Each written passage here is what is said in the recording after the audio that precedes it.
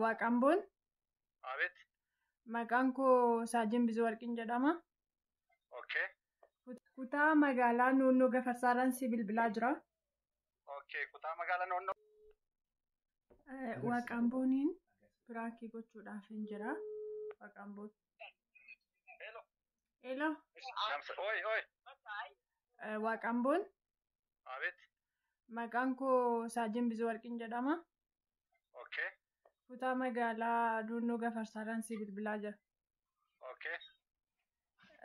Kutaa magaalaa Noonnoo Gafarsaaraan si bilbilaa jira. Okay. Kutaa magaalaa Noonnoo Gafarsaa. Eshi.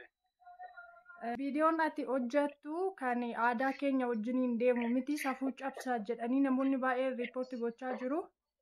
Okay. Kanaaf nutis hordoffii goonee viidiyoon kee kan aadaa keenya wajjiniin deemu waan hin taaneefi. Okay.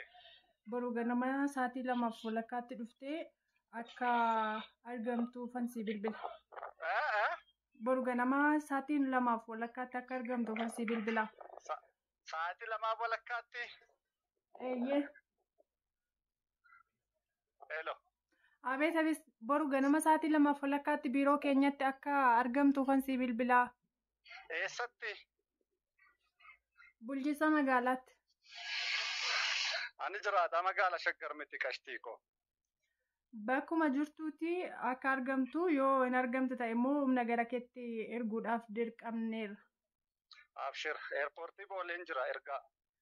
Achumaatiin nuftu taanaan boru ganama sa'aatii 2 walakkaadhaan booda humna gara keetti ergina. Homaa rakkoon hin jiru. Ergaati waan nagaafachiisoo jiraate nan gaafatamaa jiraata achis miti gadi ta'e achis dhufuu hin danda'u Qashtiikoo. Uummatatu sirratti gabaasa dhiyeessaa jira. Viidiyoo safuu uummataa cabsuu aadaa Oromoo keessaa kan bahee hojjetaa jira jedhanii namoonni hedduun si himataa jiran. Isa kamii safuu? Fakkeenyaaf. Viidiyoo baay'ee saatesaa immoo gaafa dhuftu yoo siif ibsine wayyu amma hojiin qaba. Fakkeenyaaf atama viidiyoo amma isa ilaaltee gaaffii sittuu meemmasa safuu sana cabse tokko natti miti siin abiraarraa. Rakkin hin qabu gaafa humna sitti ergine gara keenya dhufte dubbachuu dandeenya. Amma hojiitti ni ariifataa jira waan ta'eef boru ganama humna gara keetti ergina jechuudha. Ayyee haa ta'u haa dhufani waliin dubbannee furra warra seera beekuu ta'e warra seera hin beekne ta'e immoo abshir. Ati viidiyoo kabaja uummataa aadaa keenya cabsu hojjechuun gaarummaa ta'e sitti mul'ate immoo dhaloota maal barsiisa jetteeti? Isa kam fakkeenyaaf isa kam ilaalteetti? Viidiyoon ati hojjettu baay'inaan kan aadaa Oromoo cabsudha kan hin bareenye. Isa kam fakkeenyaaf isa kam? Viidiyoon humna ati hojjettu yoo garuu caalatti kan dhaggeeffadhu. Viidiyoon ati hojjettu kan safuu uummata Oromoo cabsudha. Sigalaa.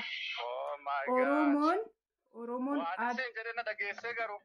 ati baay'ee dubartoota fa'aa gadi qabdaa. Dubartoota guyyaa guyyaatti jijjiirtee suuraa wajjin ka'uu fi gowwoomsitee fa'aa akka waan isaan hiriyaa kee ta'anitti jaalallee kee ta'anitti hojjeta.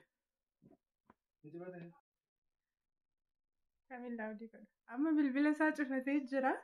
Yoo deebisee na jalaa kaasee firaankii ta'uu isaaniitti immoo inaare haa ta'uu rifate haa ta'uu hin beeku bilbilaan jira.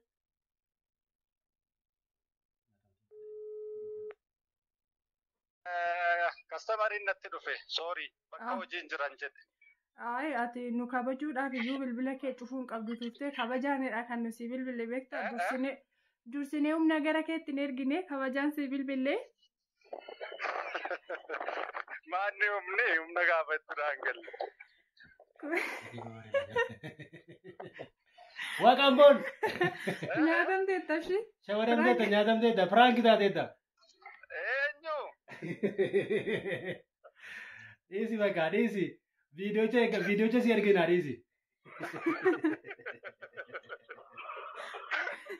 Eeyyuu garuu. Naatee bilbila cufatte miti. Lakki dhugaa rabbii waan naasumni naa galuu dhide kaa'ani waan sana beektee naa dhufaan jiru.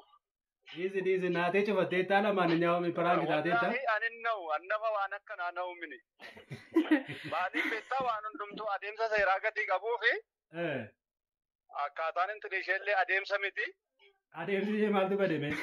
Respect si godhee tura isheen. Adeemsa miti.